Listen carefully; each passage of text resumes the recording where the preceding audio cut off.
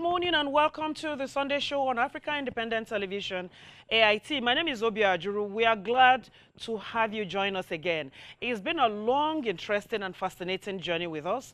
We appreciate your company. Just a few days ago, Nigeria marked another Democracy Day despite the glaring shortfalls in the practice of the so-called democracy across Nigeria.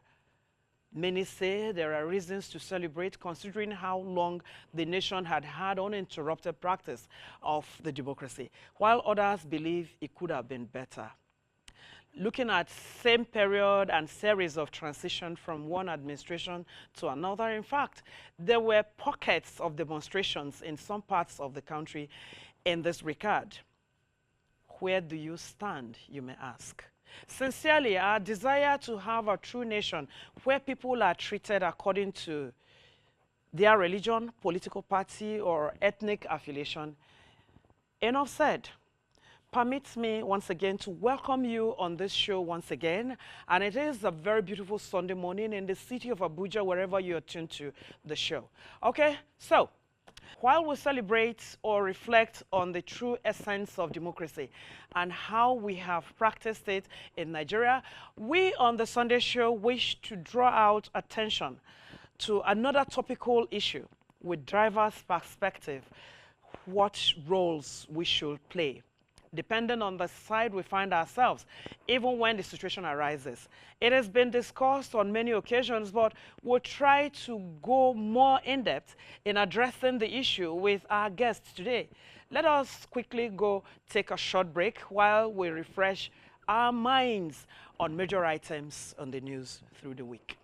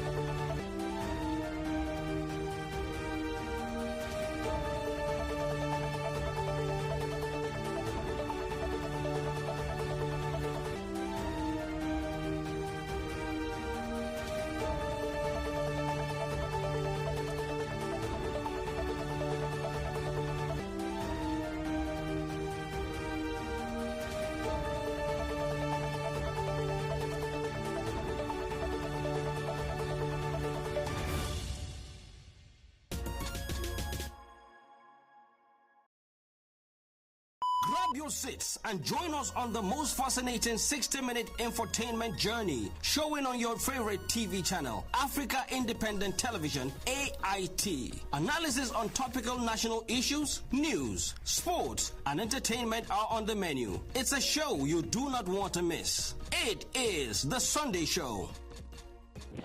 Yes, it's still the Sunday show on your numero uno.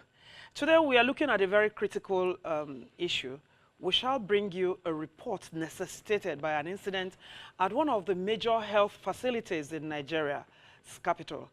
That will set the tone for this discussion centered on assessing the management of emergency situation and services at Nigerian hospitals. The federal government has launched an investigation into a viral video showing alleged neglect of accident victim at the emergency unit of the Federal Medical Center, Jabi, Abuja. The video, which circulated widely on social media, showed victim of the incident, the road accident rather, reportedly left unattended to by hospital staff after being brought in by a good Samaritan. AIT's chief news editor, Peter Okwoche, has more.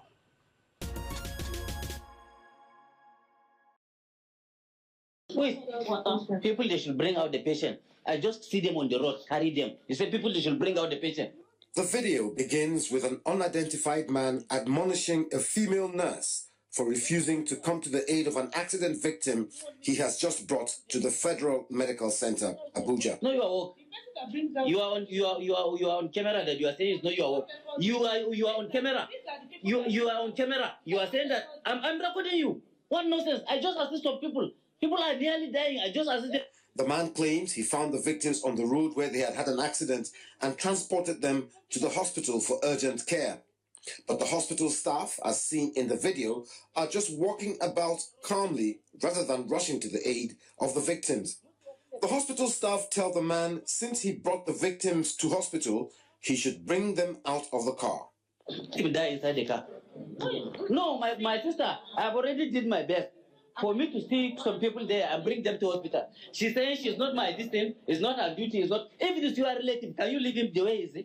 But the man refuses, saying it is not his job to do so. At some point, one hospital staff says a shortage of surgical gloves is the reason why she can't touch the victims. If it is your relative, the person, there's no hand glove. Okay, there's no hand glove. Minister of FCT, Minister of City will see this video. You said there's no hand glove. Eventually, two male hospital staff are captured on the video assisting one of the severely injured victims into the emergency unit. This in itself is done in such an unprofessional manner. Other victims, despite their injuries, are then seen walking into the unit on their own. In response, the hospital's public relations officer, Obadiah Ghana, issued a statement on Sunday confirming that the FMC has begun a comprehensive investigation into the incident. Preliminary findings, according to the hospital, indicate that the emergency department had an adequate supply of essential medical items, including gloves, resuscitation equipment, and medication. The hospital also stated that there was no shortage of trolleys or wheelchairs and that the interactions with on-duty staff and other stakeholders are ongoing. Ghana emphasized the hospital's commitment to transparency and quality service, noting that the FMC Abuja maintains multiple feedback channels that are open to the public. The statement goes on to say that the Minister of State for Health and Social Welfare, Dr. Isiaq Adekunle Salako, has directed a full investigation into the incident, which is ongoing. The video in itself has caused consternation amongst Nigerians due to the attitude of the hospital staff, who, before being given their professional certificates, must have sworn a code of medical ethics to consecrate their lives to the service of humanity. It is clear that these particular health workers didn't read the Hippocratic Oath properly.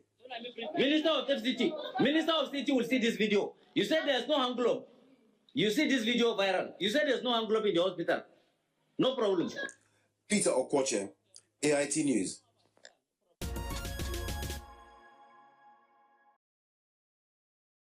All right, here is welcoming our guests this morning. My name once again is Obi Ajuru, you already know. I have someone very special. We don't pray to break our leg or hand, but if anything of such happens, he will repay it. But that is not what we are looking at today. I have Dr. Sule Ahmed, MNI. He is the consultant orthopedics at Socorro General Hospital. You're welcome, Doctor. Thank you, my sister. Good morning once again. And thank you for always finding time to be a part of our show. It's our pleasure. You've watched the report. Yes. Can you first of all define, for those who do not understand what medical emergencies or hospital emergencies are, can you break it down for us? Okay, thank you very much. Emergency simply means if you are faced with a health condition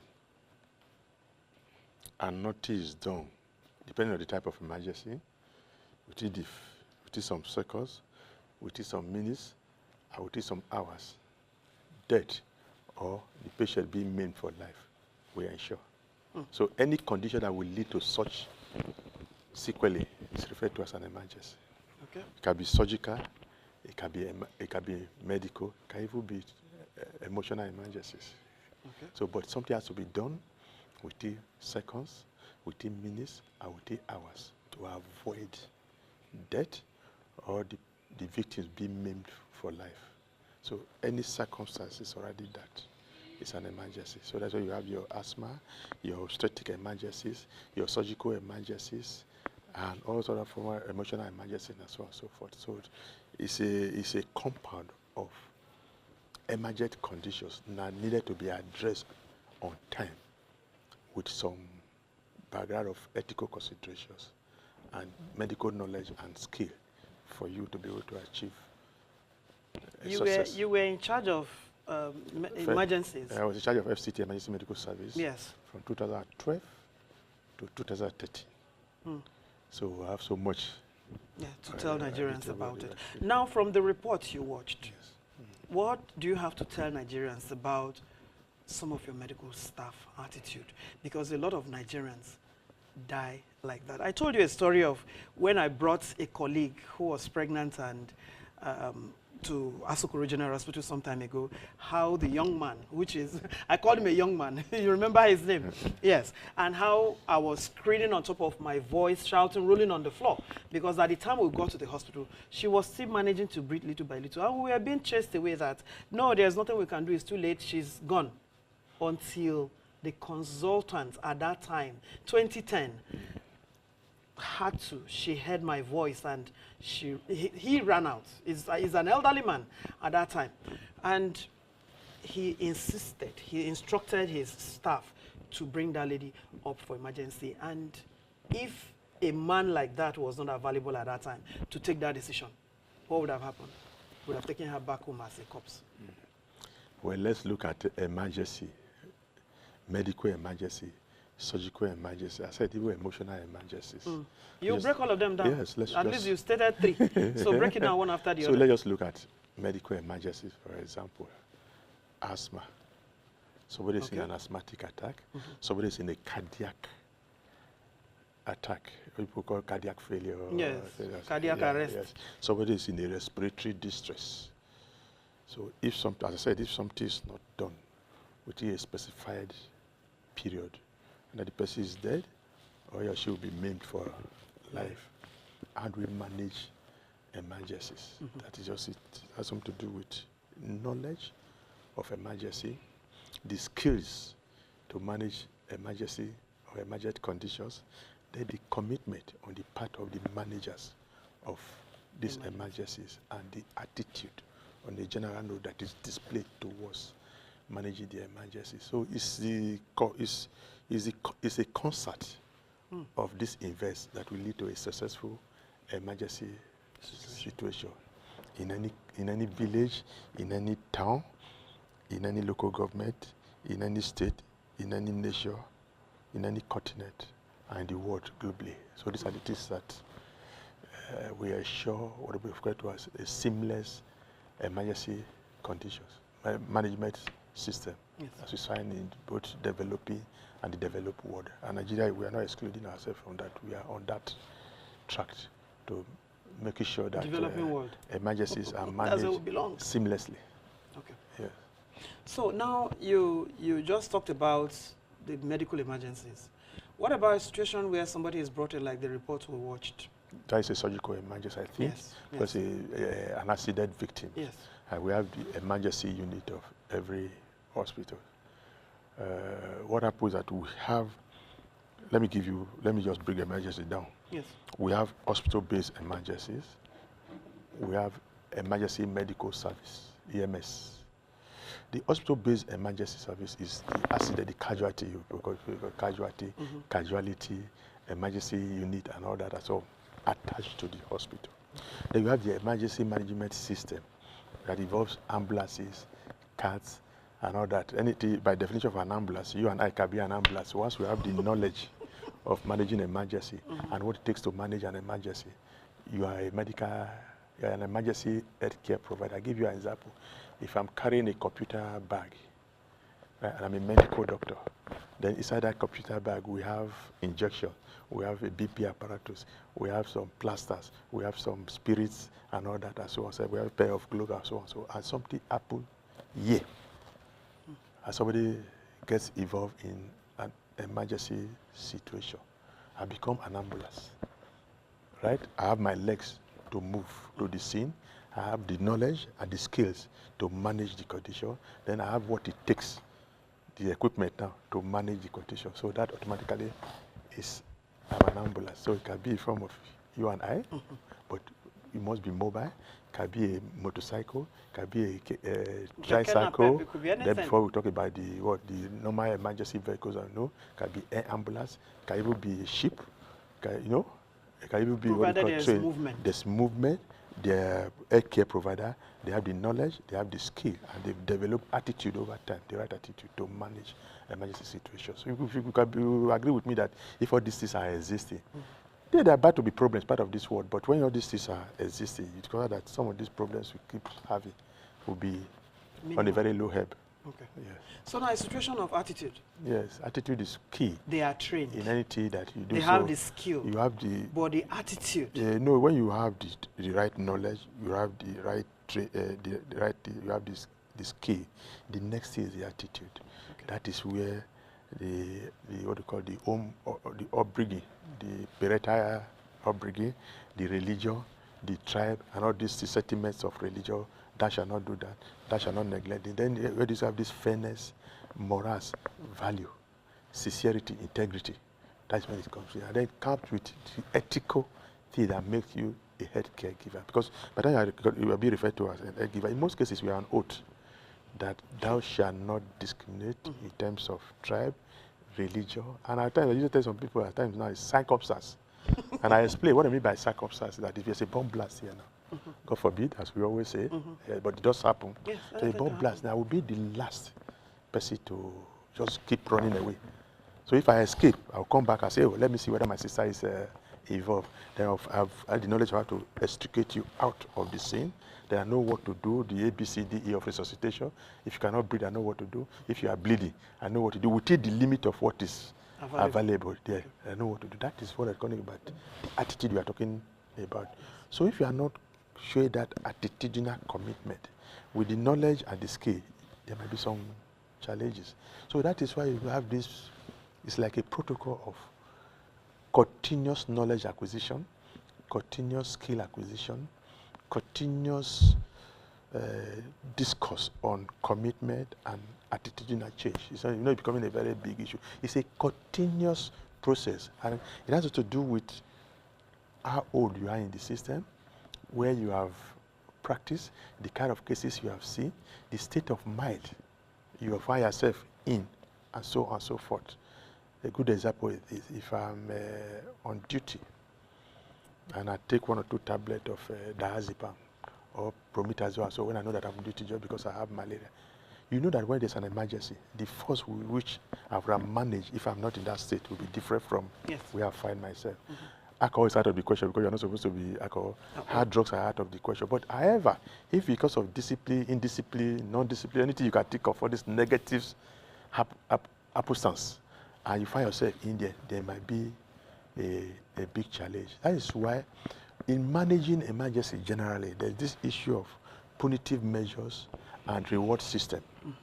So this young man, I see when I was there, the guy was running up and down. Is this and that and so on and so forth. At the end of the day, at the end of the month, at the end of the year, say, come, the best person in terms of managing emergency at the Federal Medical Center at Jabi, in Asokoro General Hospital, this National Hospital, Wuse General Hospital, and so on and so forth, is Arietta. So come and take a plaque or a handshake. It encourages, right?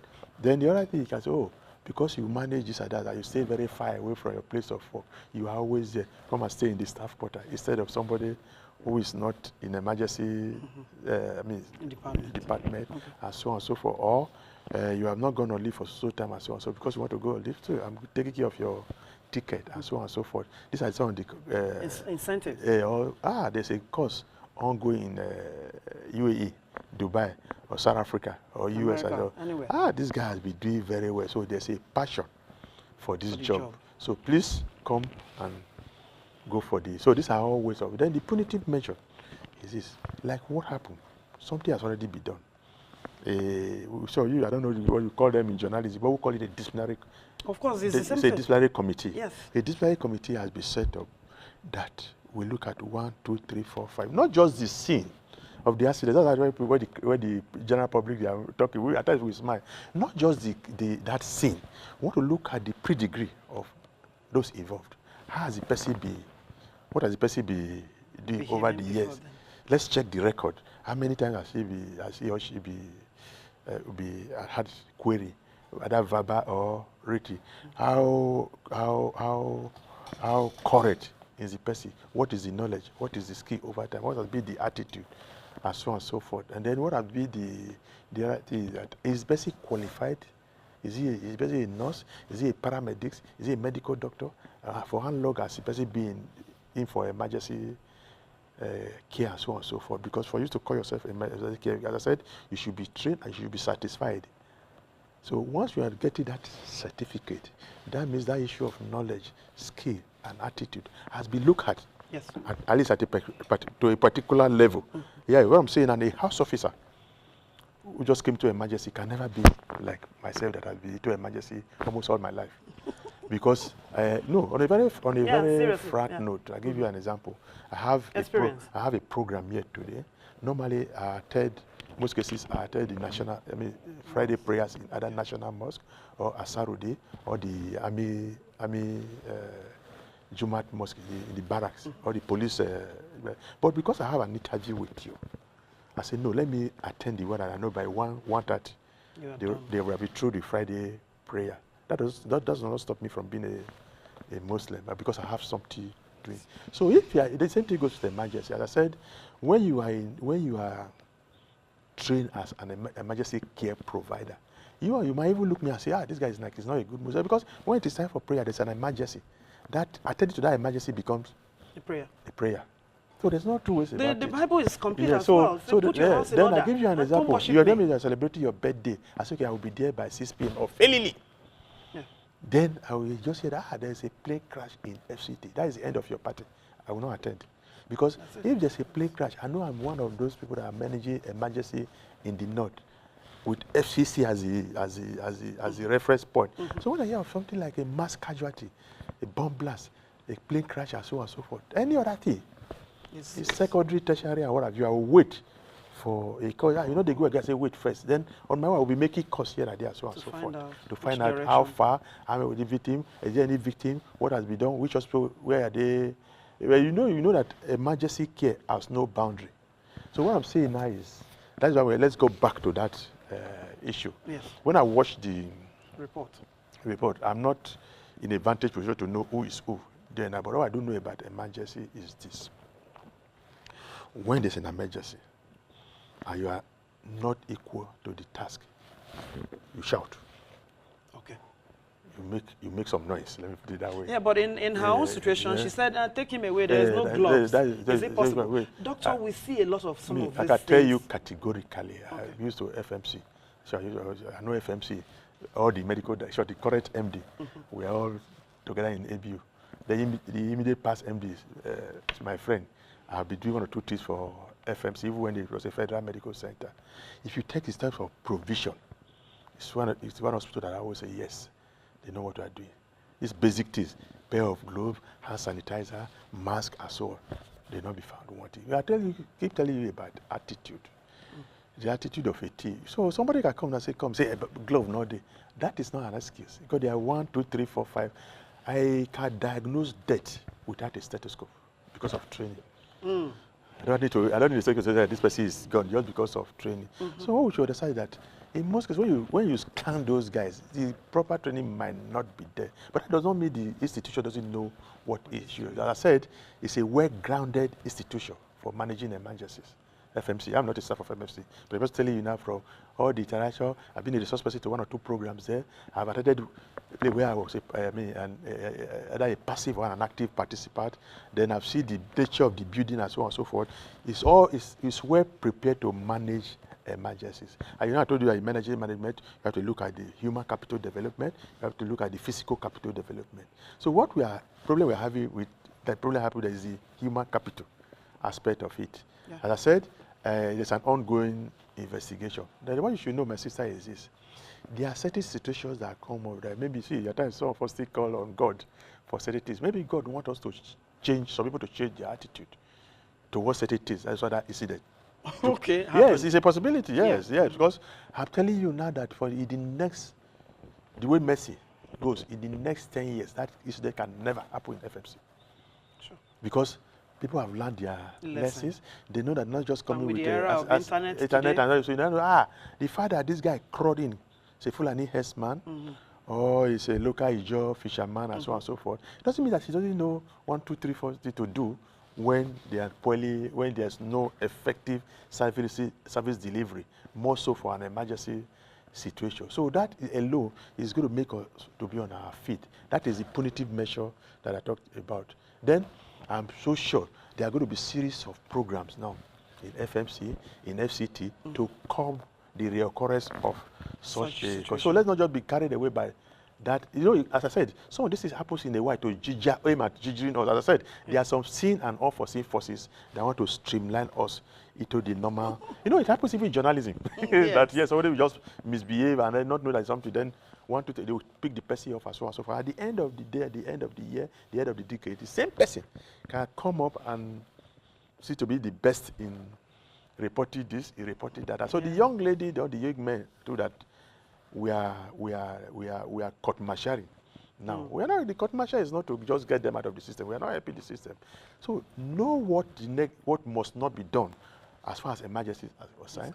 If you don't have the knowledge, know what to do. That you have the knowledge, that you have the skill, you have the attitude. The attitude now is that the commitment is that if I don't have this, this is what I'm supposed to do.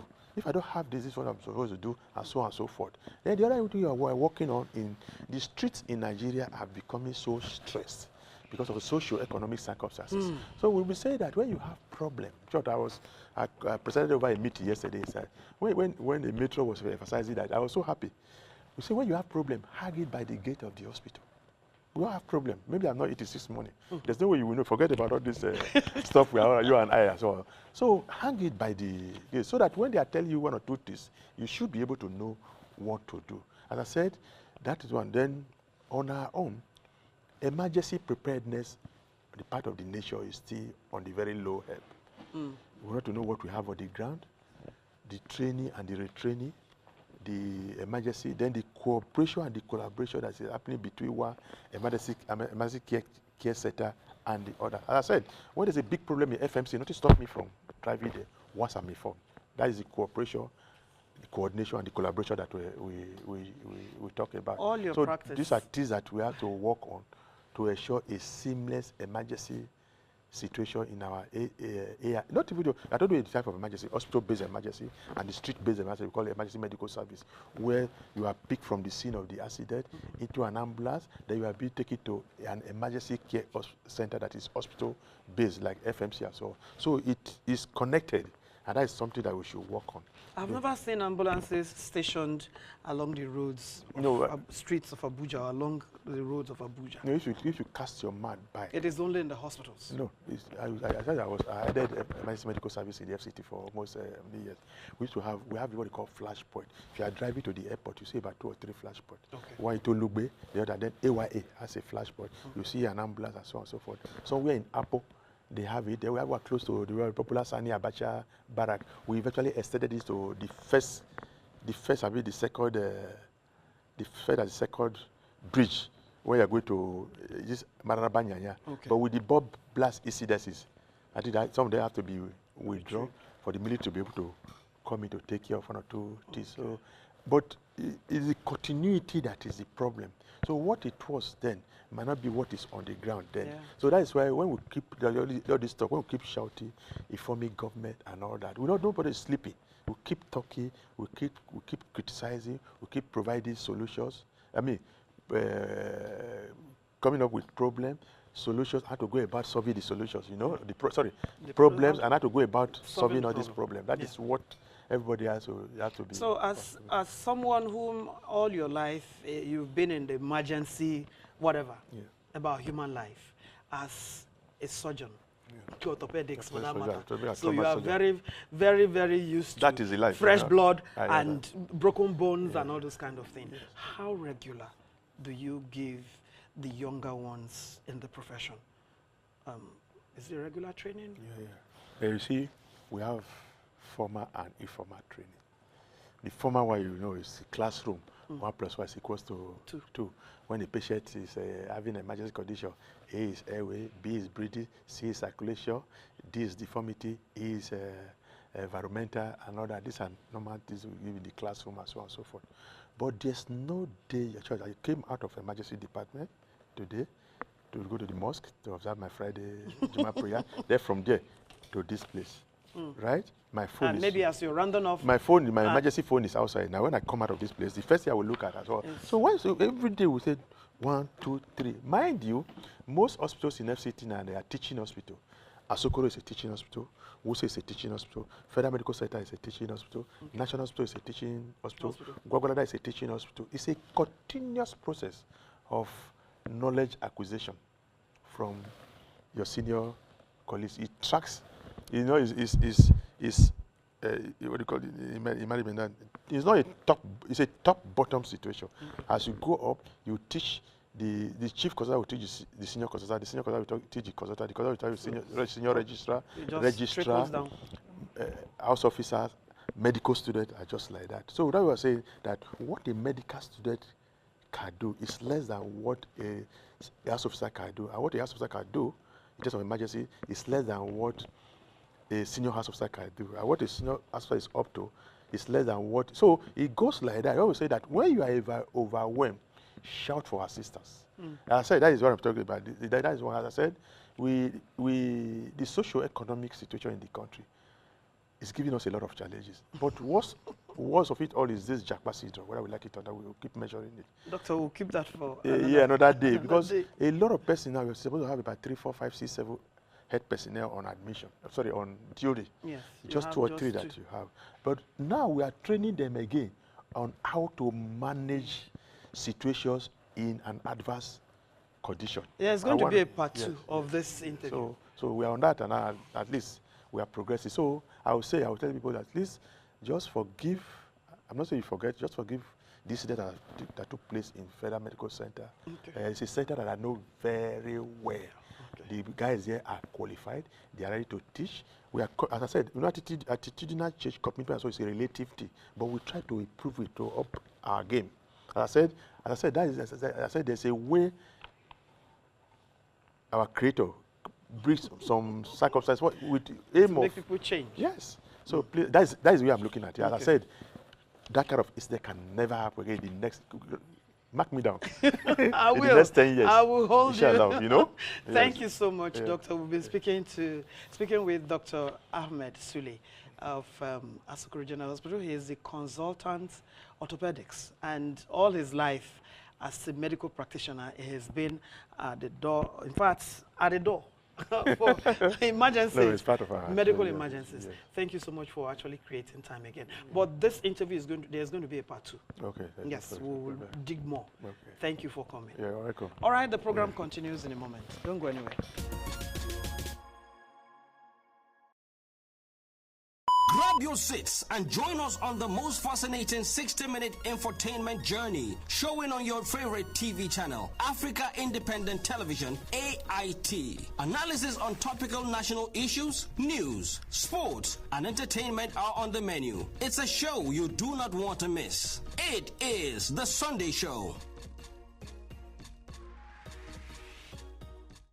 All right, it's of course you really want to say you had fun, or we educated you about what it means when you find yourself in the situation you just watched. Yes, it is a comprehensive discussion and enlightening. So the section we just had, I know we may have a second part of it, but we hoped you learned a lot from it.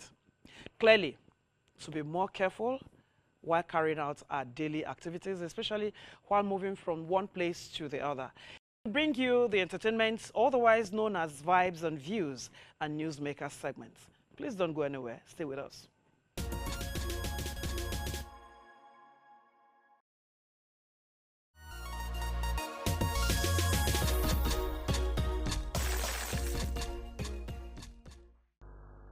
And when you talk about human capital development, what are you talking about? Education, health, and social protection. When the president was campaigning all over the country, he said, I would take difficult that he spoke to Nigerians directly and told them, I'll be honest with you. I'll take difficult decisions. But those decisions that I will take, it's not for now, but for prosperity, for the future of your children and the future of your grandchildren. And when you have a leader making decisions like that, based on the future of your children and your grandchildren, you can be 100% assured that those are right decisions. And when you take right decisions, difficult decisions. That's what this President Bola Ahmed Tinubu has done, and now we're all seeing the results of those difficult decisions. The light at the end of the tunnel, we're seeing it clearly, and I can assure you the tunnel is now getting shorter and shorter. We're getting to El Dorado, and you saw you heard the Minister of Information just rolled out some of the gains that we're seeing. But these are real gains, not superficiality, not band-aid, but these are gains based on real fundamentals of our economy. Now, I'll talk about education. The several challenges that we met, but some of these numbers are now better. We have about 60 million Nigerians between the ages of 5 and 14 years old. Of this 60 million Nigerians, 45 million of them are learning poor. What do I mean by learning poor? That means a child that belongs to this 45 million within the category of the million people cannot read age-appropriate tests at the age of 10. We have one of the highest burdens of children that are learning poor in the country. And we also have an unviable record of having the second highest number of children that are out of school in the world. We need to know our problems so that we can put strategies to clearly and meticulously address these problems. Of these 15 million people that are out of school, 50% of them have never been enrolled in school. 5% of them are dropouts, and 25% of them belong to the emerging category. And there's arguments back and forth if the emerging are really out of school, because they go to school, but they're just not getting Western education. But we have clear strategy on how to take numeracy, literacy, and vocational skills to these Nigerians. Also, looking at a girl child, the female population, we have 20 million adolescent girls today in Nigeria between the ages of 12 and 19. 6 million of those young Nigerians are out of school. And with a fertility rate of about 103 births per thousand, we have our population is projected to rise in the next 25 years to 400 million. We have to sprint. Today, we have clear strategies on how to do this, to address all these challenges that have laid before Nigerians. We've come up with clear agenda under our Nigerian Education Sector Renewal Initiative, with clear strategic goals, which is moving a nation from a resource-based economy to a knowledge-based economy. We have that capacity. Nigeria has a unique demography in the world. Very unique. Good democracy, good demography that we need to tap. We have a population of 220 million people. Of these 220 million people, 70% of that population, they will be below the ages of 30 years. But vibrant, youthful population, dynamic population, eager to learn, eager to work, making changes, both in Nigeria, globally, and globally. So what do we need to do as a government is to equip them with the skills that they need. And that's what we're doing exactly as the Ministry of Education, to move our country from a resource-based economy to a knowledge-based economy. Clear strategic goal to reduce the number of out-of-school children, reduce learning poverty, increase skills and human capital development. And we have a clear 3 pillars on how we're going to do this and how we're doing this. Equitable access to basic education that will give us, that includes increased level of literacy, numeracy, and critical thinking with skills. Reducing the burden of our out-of-school children and integrating these kids into formal education, giving them formal education, and beyond formal education, giving them life skills for them to be able to be useful to themselves, to the community they live, to the country and the world at large. The second pillar, increase quality of education and learning outcomes. I'll go into each of our strategies under each pillar. And the third pillar, strengthen governance and management in our education system. With these clear 3 pillars, we have 3 cross-cutting enablers: data and digitalization. We need data. Without data, you can't really plan. We need data to plan, intervene, and monitor outcomes.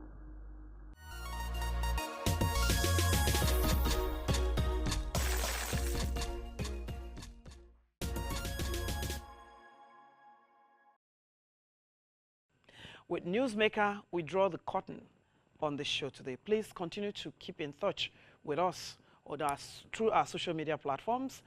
And of course, your contributions are immense value to us. Don't forget to join us again, same time, same station next week for another exciting and thought-provoking section. Be the best you can be and be your brother's keeper. And don't forget to treat others the way you want to be treated. My name is Obi Ajuri Werumo. Bye-bye now.